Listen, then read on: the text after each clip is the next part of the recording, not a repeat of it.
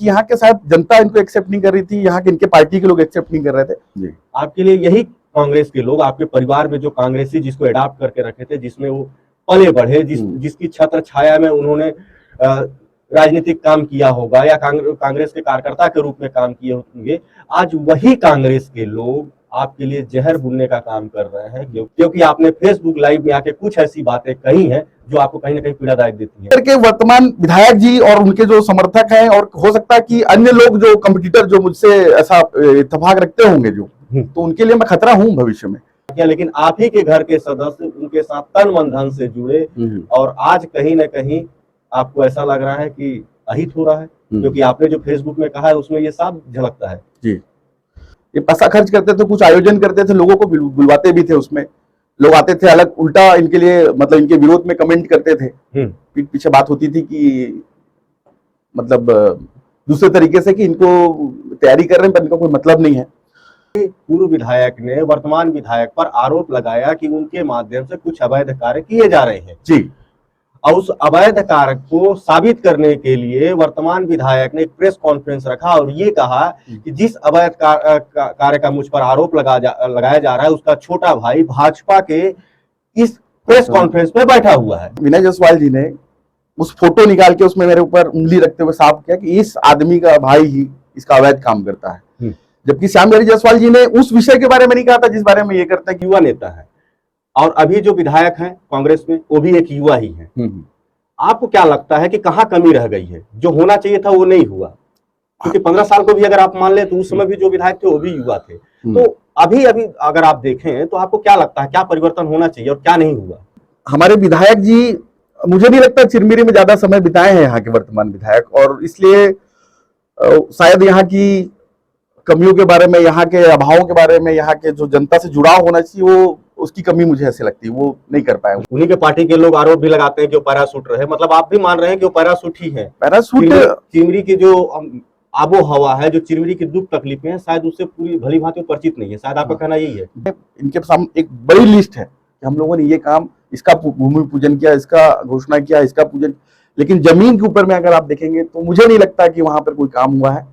अब एमसीबी जिला बनने के बाद जो वादा हमारे विधायक ने किया था वो कितना खरा उतरा है और वो इनके लिए कितना नुकसानदायी है, तो भाजपा के लिए कितना प्लस है? योजना के तहत एक व्यवस्था के साथ में करते तो शायद उसका फायदा ज्यादा मिलता, मुझे ऐसा लगता है। कांग्रेस को इसमें कितना नुकसान होगा? हाँ। जबकि कांग्रेस तो ये सोच रही है कि हमको वापस आना है, और जबकि छत्तीसगढ़ में कई नए जिले इन्होंने बनाए हैं। हाँ। तो उसका कितना फायदा भाजपा को मिल पाएगा? क्या आपको लगता है कि यही विकास का पैमाना है? रोड, नाली, सड़क या सरकार की जो योजनाएं हैं उसको यहाँ इम्प्लीमेंट कर देना, इससे चिरमिरी की जनता को लाभ होगा? चिरमिरी की जनता तो रोजगार चाहती है। चलिए थोड़ा देर के लिए हम ये भी मान लेते हैं कि रोजगार के लिए इन्होंने कहा कि हम खदान चालू करवाएंगे, तो खदान यहाँ की प्रक्रिया नहीं है, खदान तो केंद्र सरकार की प्रक्रिया है, वो इनके बस की बात नहीं है कि ये खदान को चालू करवा ले या बंद करवा ले। रुकावट जरूर पैदा कर सकते हैं, इस बात को हम मानते हैं।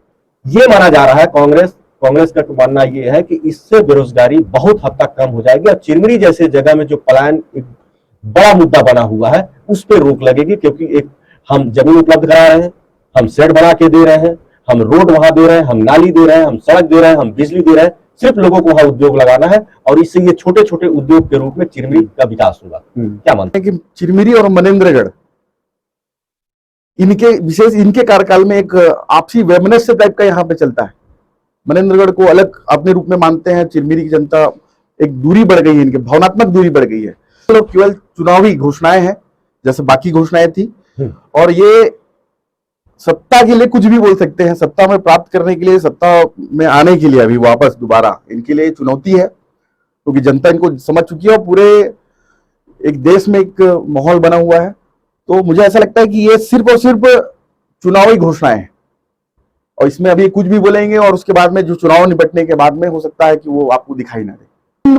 कांग्रेसी मित्रों को स्पेशली बोलना चाहता था जो किसी उम्मीद आशा के साथ में इनके साथ काम कर रहे हैं कि हमारे साथ में हमारा नेता है और कल के दिन कुछ ऐसा कठिन समय आएगा, कुछ सुख दुख आएगा तो हमारे नेता हमारे सामने खड़े रहेंगे। पर ये ऐसे व्यक्ति हैं, ये भी बात आया था कि आप कुछ कार्यकर्ताओं को पहचानने से भी इनकार करते हैं। ये पहचानने से इनकार कर देंगे और ये बोल देंगे कि ये मेरी जिम्मेदारी नहीं, आपकी जिम्मेदारी। ऐसे कई अभी मामले आए। ऐसा व्यक्ति नेता तो नहीं हो सकता, मेरा कहना है क्योंकि नेता अपने कार्यकर्ताओं के साथ अंतिम समय तक उनके साथ आगे खड़े रहता है, पीछे नहीं। बहुत बड़ी बात कही है कि ऐसा व्यक्ति नेता नहीं हो सकता जी। और आज विधानसभा के प्रतिनिधि हैं वो, जी। विधायक है। कहीं एक बात बार बार सामने में आता है जब भी हम कहीं बैठते हैं तो जो भी आम जनता है वो ये बात कहता है कि विधायक जी युवाओं से घिरे हुए हैं जो उतना परिपक्व नहीं है। हाँ। और यही वजह है कि कहीं ना कहीं जो पार्टी के लोग हैं वो उनसे दूर होते जा रहे हैं। इसमें कितनी सच्चाई आप देखते हैं? इसमें कांग्रेस ने इसको जल्दी फल्दी में अपने राजनीतिक वोट के लिए, अपने मतलब राजनीतिक स्वार्थ के लिए बंटवारा तो कर दिया, जिला भी बना दिया, लेकिन हकीकत देखा जाए तो एक व्यवस्थित जिला जो होता है प्लानिंग के साथ में, एक योजना के साथ में, ऐसा कुछ भी नहीं हुआ और उसका जो खामियाजा है वो पूरे क्षेत्र की जनता को मिल रहा है।